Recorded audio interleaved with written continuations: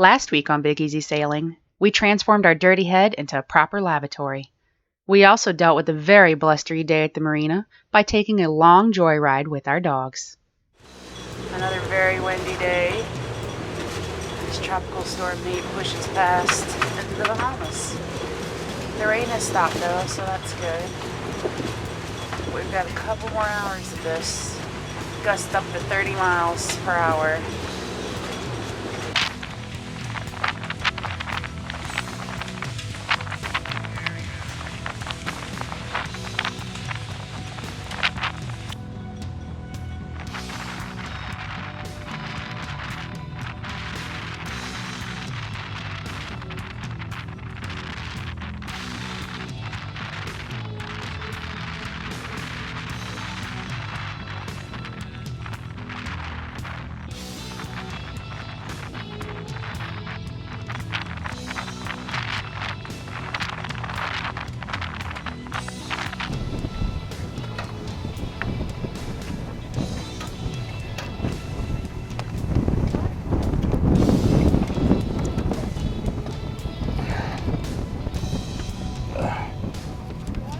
Yeah. All right, so we're saving the dock, and we're saving this boat, and we're saving the marina possibly from. This boat was crashing into the shore power, and show this. The side of the dock is getting busted up. But these things happen in a tropical storm. Isn't this a tropical storm?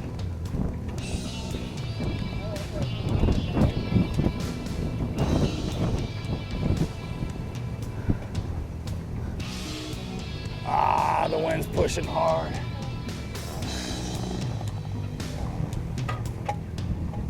Come on, dude. Okay.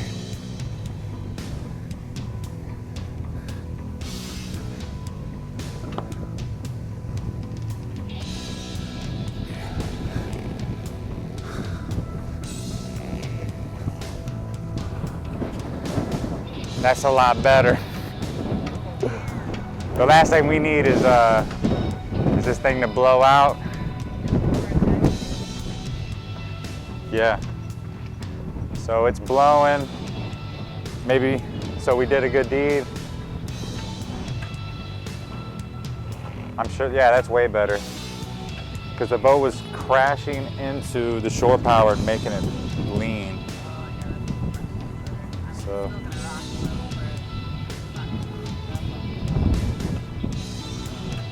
All right.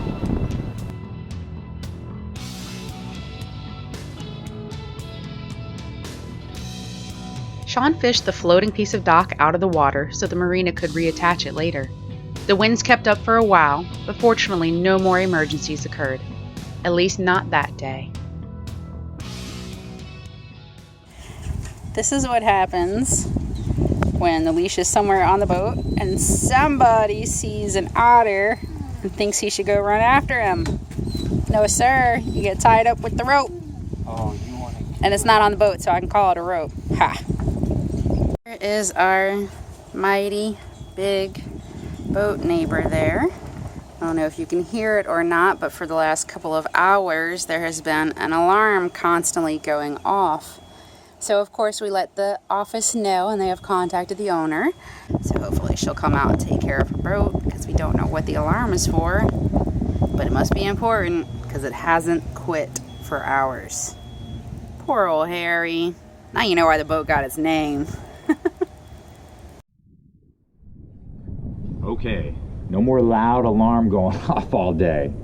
The owner, poor old Harry, shows up. The captain shows up. The alarm ended up just being a low battery on a smoke detector. I was concerned with this bilge pump kicking off every 30 minutes on the port side. That ended up being a starboard side failure. The float switch was getting stuck and a stuffing box was leaking excessively.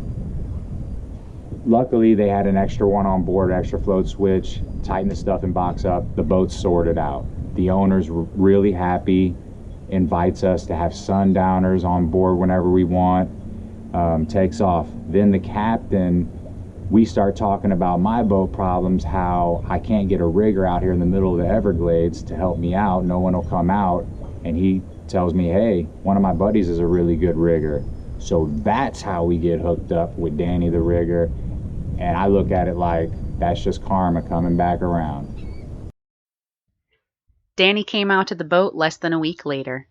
Even though it wasn't the calmest of days, he still climbed up the mast with our assistance. He replaced a pulley, the halyard, and wind vane at the top of the mast, and he inspected for damage which occurred from the tornado that destroyed our sail and knocked that starboard spreader stay down.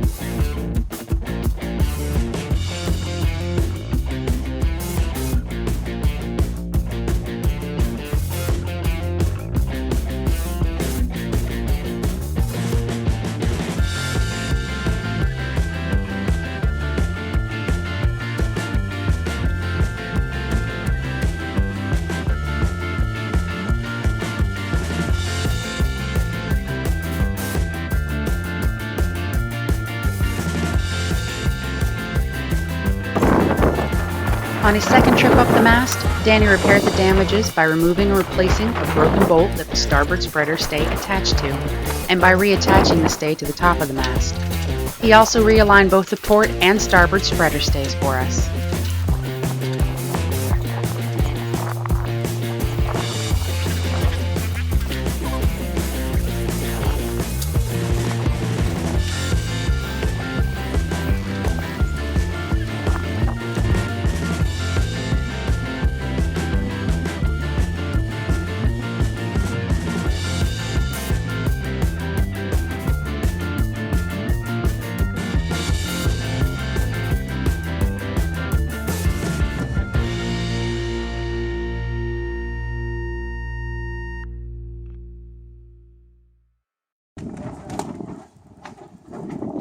We also scored a second-hand furler from Danny, since Shawn wasn't able to repair our tornado-beaten one. The guys hooked up a small sail we found in a bag and tested the running rigging.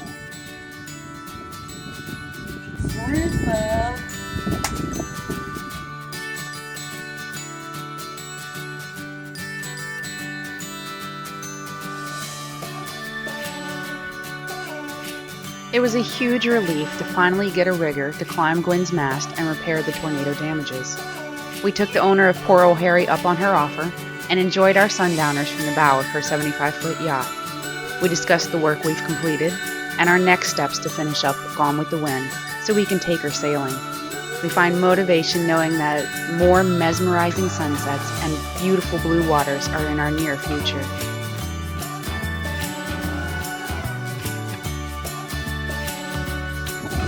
There.